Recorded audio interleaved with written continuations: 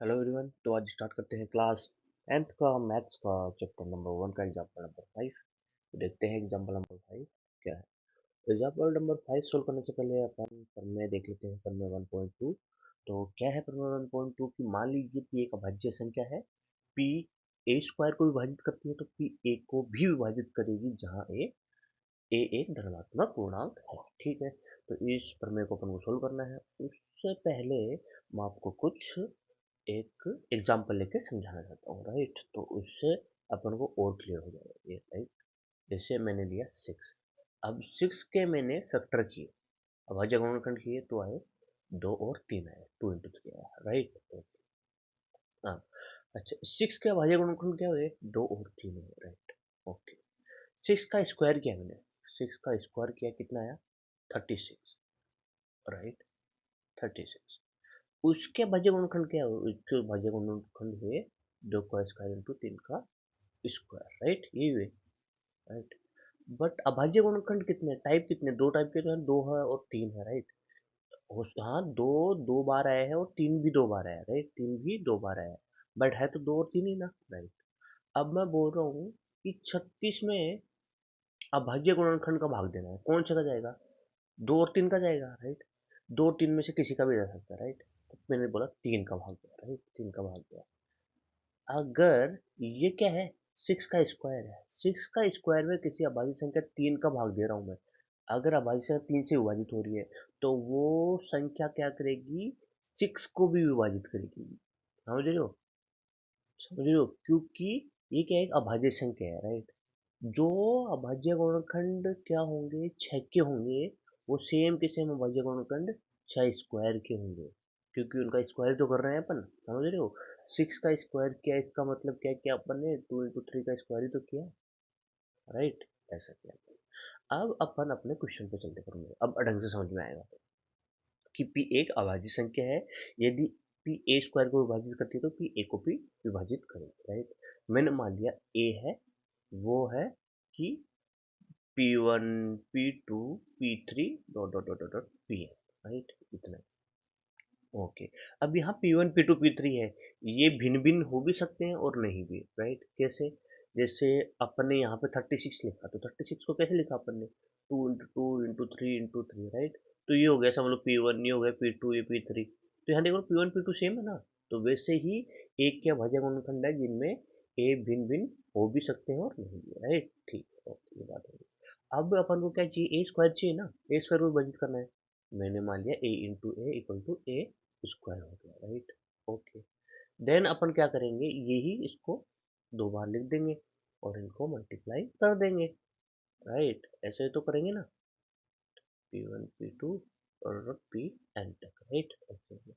अब इनका स्क्वायर कर देंगे, P1 square P2 square dot dot dot Pn square. Right. ऐसे। ओके, ये क्या हो गया अपना ए स्क्वायर हो गया। अच्छा, अब क्या बोल रहा है कि कोई अभाज्य संख्या, राइट, एक को ए स्क्वायर को विभाजित कर रही है, वो पी है। राइट। अगर ये उसको विभाजित कर रही है और ये अभाज्य संख्या है और ए स्क्वायर को विभाजित कर रही है, इसका मतलब क्या है? कि ये पी पी क्या होनी चाहिए? पी होनी चाहिए एक अभाज्य गुणनखंड किसका? ए स्क्वायर का। राइट। पी ए स्क्वायर का भाज्य गुणनखंड होना चाहिए, मतलब पी क्या होना चाहिए? इनमें से एक होना चाहिए, P1 P2 P3 Pn में से, है ना। अब मैं आपको पूछूं ए स्क्वायर के भाज्य गुणनखंड कौन कौन से है, तो आप बताओगे कि उसके पी है, P1 P2 P3, है ना, डॉट डॉट डॉट Pn है। राइट। और ये पी भी क्या होगा? इनमें से कोई एक होगा। इनमें से कोई एक होगा तभी तो विभाजित कर पाएगा ना। जैसे भाई 36 था, 36 का अपन ने क्या लिखा? 2 into 2 into 3 into 3 लिखा। अब मैं क्या बोल रहा हूँ कि 36 को किसी अभाज्य संख्या क्या है? 3 से विभाजित किया अपन ने। राइट। इसका मतलब वो 3 मतलब पी माना अपन ने, यहाँ पे इनमें से होना चाहिए एक। राइट। तभी तो इसको विभाजित करेगा। सेम ऐसे मैं बोल रहा हूँ कि पी अगर ए स्क्वायर को विभाजित कर रहा है, मतलब पी, मतलब ये रहा ए स्क्वायर और ये रहा पी। अगर पी ए स्क्वायर को विभाजित कर रहा है, राइट, इसका मतलब ये जो पी है उसके अभाज्य गुणनखंड में से एक होगा। ये बात है ना। तो P उनके भाज्य गुणनखंड में एक होगा तभी विभाजित कर पाएगा। अच्छा, ये बात है, अगर इसको विभाजित कर रहा है।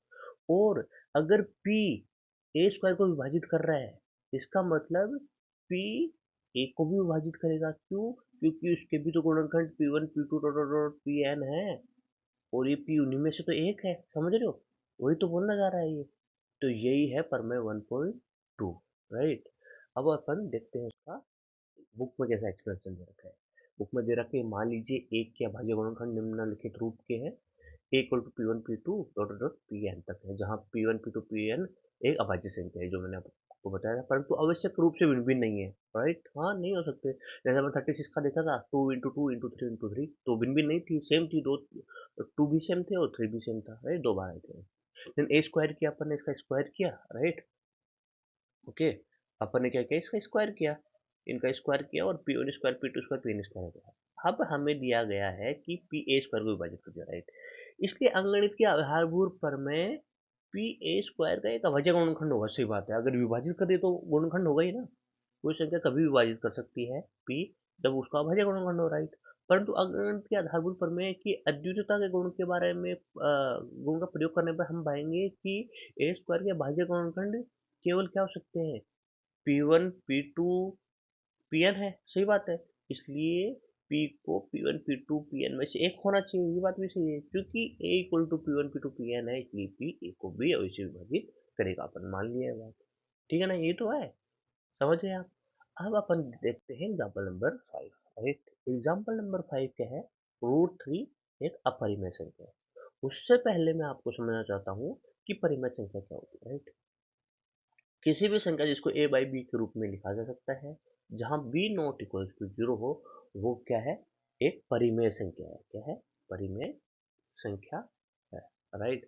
जैसे क्या हो गया, 7/14 हो गया, 14/7 हो गया, है ना, 8/4 हो गया, 4/8 हो गया, 16/12 हो गया। ओके, अब इनमें से भी क्या होता है कि जैसे 16/12 है, ठीक है? एक संख्या ऐसी है कि 12/16 ले लिया मैंने, या 16/24 ले लिया। ओके, ठीक है। अब इनमें इनमें कॉमन जो इस 12 और 16 में देखे अपन, इनके अंदर क्या है, कॉमन अभाज्य गुणनखंड है। जैसे कि इंटू 2 इंटू 4, ये 12 को लिखा मैंने, राइट, 12 को ऐसे लिखा। और 16 को कैसे लिखूंगा, 2 इंटू 2 इंटू 2, राइट। ये इनको काट दिया, राइट, ये काट दिया ऐसे। तो ये कितना बता, ये सॉरी, यहाँ पे क्या आएगा, 3 आएगा ना, ये 4 नहीं है, 3 आएगा, राइट। तो ये कितना बचा, 3/4 बचा। अब ये क्या है, इनको अपन ने काट के ऐसा कर दिया। अब ये बताइए, 3/4, क्या इनमें कोई उभयनिष्ठ अभाज्य गुणनखंड है? हाँ है। क्या है, एक है। इसको 3 इंटू 1 लिख सकते हो, 4 इंटू 1 है। एक के अलावा कोई भी अभाज्य गुणनखंड कॉमन नहीं है, तो उसको बोलते हैं भाई सहअभाज्य। सहभाज्य को प्राइम बोलते हैं, को प्राइम नंबर। ओके, जैसे अपन ने 16/24 ले लिया, तो 16/24 ले लिया, तो इसके अंदर इसको 2 से भाग दिया, 8 आया। फिर यहाँ 12 आया, फिर वापस से 2 का भाग दिया, तो क्या आया, 4 आया। और यहाँ क्या है, 6 आया, फिर वापस से 2 का भाग दिया, तो 2 आया और 3 आया। तो 2/3 यहाँ कॉमन और भज्य गुणनखंड एक ही है, राइट। तो इसलिए ये सहभाज्य संख्या है, राइट। ये अपन को पता होना चाहिए परिमेय संख्या के बारे में। अब अपन चलते हैं अपने क्वेश्चन की तरफ। ये अपन √3 है, तो माना अपन ने, क्या माना, माना कि √3 एक क्या है, परिमेय संख्या है। परिमेय संख्या है, तो परिमेय संख्या को a बाई बी के रूप में लिख सकते हैं, जहां क्या है, a बाई ए और ए बी ये क्या है, सहभाज्य है। सहभाज्य है, इसका मतलब कि इनमें केवल एक ही एक ही क्या है, उभयनिष्ठ अभाज्य गुणनखंड है। उभयनिष्ठ अभाज्य गुणनखंड है, अभाज्य गुणनखंड, एक के अलावा कोई गुणनखंड कॉमन नहीं है, राइट, ये बात है। ओके, अब अपन देखें, अगर इनमें एक से ज्यादा कॉमन आ गया, तो फिर ये अपन जो भी अपन डेफिनेशन मानी है कि ये परिमेय संख्या है, इसका विरोधाभास हो जाएगा, क्योंकि अपन ने मान चुके हैं कि सहभाज्य इनमें कोई भी कॉमन अभाज्य गुणनखंड नहीं है, राइट। ओके, अब मैं आपको बताऊं कि मैंने क्या किया, ये जो इक्वेशन ये परिमेय माना, इसको मैंने स्क्वायर कर दिया, तो मेरे पास आया 3 = a² अपॉन b², राइट। और b² = a² बाई 3 लिख दिया। अभी वो अंकगणित की आधारभूत प्रमेय थी, उससे क्या है कि a² बाई 3 को विभाजित कर रहा है, इसका मतलब जो a² के गुणनखंड हैं वही a के होंगे। तो प्रमेय 1.2 से क्या हो रहा है कि अगर ये संख्या 3 है, ये ए स्क्वायर को विभाजित कर रही है, तो 3 ए को भी विभाजित करेगी, ए को भी विभाजित करेगी, तो करेगी, राइट। ये अपन को पता है, राइट। अच्छा, ए को विभाजित करेगी मतलब 3 क्या होगा, ए का एक गुणनखंड है। जैसे ए के कुछ गुणनखंड हुए, अपन मान लिए P1 P2 dot dot dot Pn करके। मेरे को पता लग गया कि 3 इन्हीं में से एक है, राइट। 3 इन्हीं में से कोई एक है, ये रहा 3, राइट। और बाकी जो भी गुणनखंड है उनको मैंने मल्टीप्लिकेशन करके उनको मान लिया कि बाकी का जो है मल्टीप्लिकेशन सी है, तो इक्वल टू 3 सी लिख सकता हूँ, राइट। ये हो गया। अब मैं क्या बोल रहा हूँ, ए की वैल्यू मैं यहाँ से उठाऊंगा B√3, है ना, यहाँ मल्टीप्लाई करके ऐसे, तो B√3 इक्वल टू हो गया 3C। और इसका मैं क्या कर दूंगा, स्क्वायर कर दूंगा। तो मैंने जैसे स्क्वायर किया, B²3 equal to 3 square into C square, और इस 3 से 3 कट गया, है ना। अब ये क्या बच गया, B² equal to 3C square, right. अब यहाँ से C स्क्वायर की वैल्यू क्या होगी, B²/3, ये हो गया ना। अब वही अंकगणित के आधारभूत पर कि कोई संख्या अगर 3 को विभाजित कर रही है, मतलब B² को विभाजित कर रही है ना, तो इसका मतलब जो B² के गुणनखंड है ना, राइट। वो क्या है, जो भी B1 B2 B3 जो भी है, वही B के गुणनखंड हो गए। तो पर मैं 1.2 से क्या बोल सकते हैं कि अगर कोई संख्या B² को विभाजित कर रही है तो ऑब्वियसली वो B को भी विभाजित करेगी। मतलब अगर उसका गुणनखंड एक 3 है B² का, इसका मतलब 3 B का भी एक गुणनखंड हो, B का भी एक गुणनखंड होगा, राइट। अच्छा, अब अपन ने क्या देखा कि 3 क्या है, ए का भी गुणनखंड है, अभाज्य गुणनखंड, और बी का भी है, मतलब कॉमन हो गया। बट स्टार्टिंग में अपन ने क्या माना था कि ए और बी सहभाज्य है, राइट। ए बाई बी सहभाज्य है, मतलब इनमें कोई कॉमन अभाज्य गुणनखंड हो ही नहीं सकता। बट यहाँ पे तो 3 आ गया, राइट। 3 अभाज्य गुणनखंड कॉमन आ गया। तो इससे अपन ये मान सकते हैं कि अपन ने ऊपर जो कल्पना की थी, जो भी काल्पनिक कल्पना की थी, वो गलत थी। अपन ये विरोधाभास तभी तो हुआ जब अपन ने गलत कल्पना की, क्योंकि अब वो गलत थी, इसका मतलब अतः अपन इससे निष्कर्ष निकाल सकते हैं कि जो √3 है वो क्या है, एक अपरिमेय संख्या है। बस यही है इसका सॉल्यूशन, ठीक है। अब देखते हैं बुक में इसके बारे में कैसे लिख रखा है,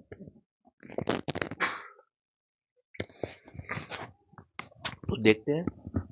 अब ये है कि इसका हल है कि आइए हम इसके विपरीत यह मान लें कि √3 एक परिमेय संख्या है, अर्थात हम दो पूर्णांक a और b प्राप्त कर सकते हैं, राइट। तो कि √3 इक्वल टू a/b है। यदि a और b में एक के अतिरिक्त को क्या है, उभयनिष्ठ गुणनखंड नहीं हो, राइट। ये तो बोल रहा नहीं है, अरे ये तो बोल रहा है कि उभयनिष्ठ गुणनखंड नहीं हो। अब हमने भी ये माना, तो हम उस उभयनिष्ठ गुणनखंड से भाग देकर ए और बी को सभाज्य बना सकते हैं, राइट। सही बात है। b इक्वल टू √3 ये है, दोनों पक्षों का वर्ग करने पर, पुनः व्यवस्थित करने पर 3b² इक्वल टू a² प्राप्त होता है। a² 3 को विभाजित करता है, इसलिए प्रमेय 1.2 3 a को भी विभाजित करेगा। हम a इक्वल टू 3c लिख सकते हैं, जहाँ c एक पूर्णांक है, समझे। मैंने अब जैसे बताया था a equal to P1 P2 P3 है, अगर उसका एक गुणनखंड P1 P2 P3 में से है, तो a को 3 को तो बाकी को c लिख दिया, राइट, जहाँ c एक पूर्णांक है, अपन को पता है। a के इस मान को 3b² इक्वल टू a² में प्रतिस्थापित करने पर हमें प्राप्त होता है कि 3b² equal to 9c², b² equal to 3²। अब ये से कि b² 3 से विभाजित होता है, इसलिए पर मैं 1.2 द्वारा b भी 3 से विभाजित होगा। अतः b, a और b में कम से कम एक उभयनिष्ठ गुणनखंड तो है ही है। तो ये परंतु इससे इस तथ्य का विरोधाभास प्राप्त होता है कि a और b सहभाज्य है, राइट। विरोधाभास प्राप्त होता है ना, ठीक है।